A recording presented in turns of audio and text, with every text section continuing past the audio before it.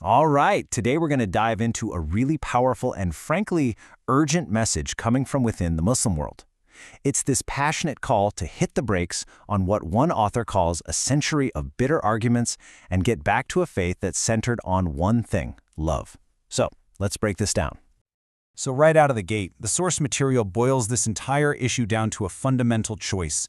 This isn't about some minor little detail of practice. Nope, this is about the very soul of the faith. The central question being asked is pretty simple. Is our purpose to love, or is it to argue?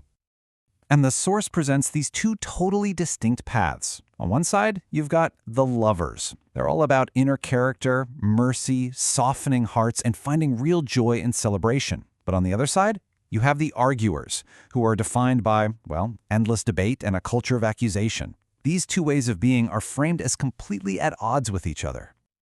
To really get why this call is so urgent, we have to start with the problem that the author is trying to diagnose. So, Section 1, a century of argument, or, as the subtitle says, a faith in crisis.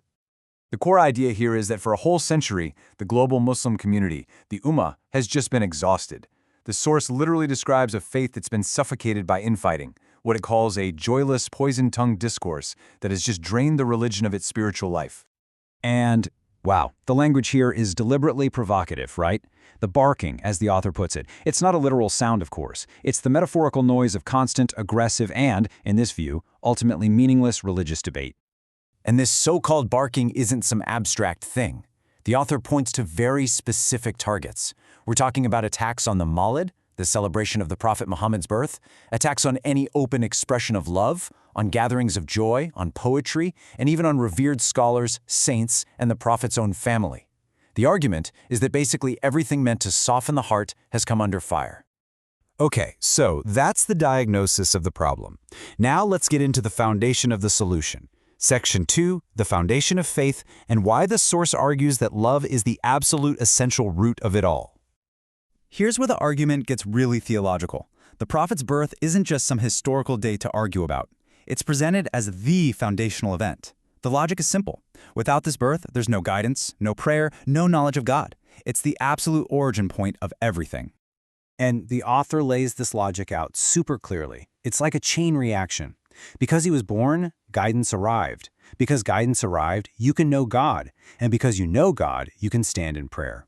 Every single act of worship, according to this view, flows directly from that one initial event, his birth. To back this up, the source points to a really key description of the Prophet from the Quran, Rahmatan lil Alameen. Now, this isn't just a fancy title. It's presented as his core identity. It translates to a mercy to all the worlds, which embeds mercy right into the very heart of his mission. And this one idea connects everything. See, if the Prophet is a mercy, then according to this logic, his entire purpose is the embodiment of active love. This is the bridge the author builds between that divine concept of mercy and our human practice of love. Okay, so this brings us to the real emotional heart of the message. Section 3, celebrating mercy's arrival. This is where that big theological argument becomes deeply personal and ties right into the idea of salvation. This saying, which is attributed to the Prophet Muhammad, peace be upon him, is the anchor for this entire argument. Just think about that for a second. The source presents this promise not just as a comforting thought, but as a kind of spiritual law with huge implications for the afterlife. And the implication here is pretty profound. If you'll be with those you love, then love itself becomes a primary way to get to salvation. It's not that your deeds don't matter, not at all, but the source argues that love for the Prophet, peace be upon him, is the spiritual lifeline that carries you, especially when your own deeds might not be enough. And this reframes the whole thing, doesn't it? Celebrating the Mawlid stops being a debate about religious innovation, and it becomes an act of celebrating your own guidance. It's a celebration of the arrival of the very mercy that the author argues is essential for your salvation. Now, this whole theological argument doesn't just stay in the clouds. It builds to a very direct and very political conclusion. Section 4, an urgent call to leaders, a direct demand for action. Yeah, the source material isn't just a philosophical essay. It actually includes an open letter that's addressed to the governments of the Muslim world.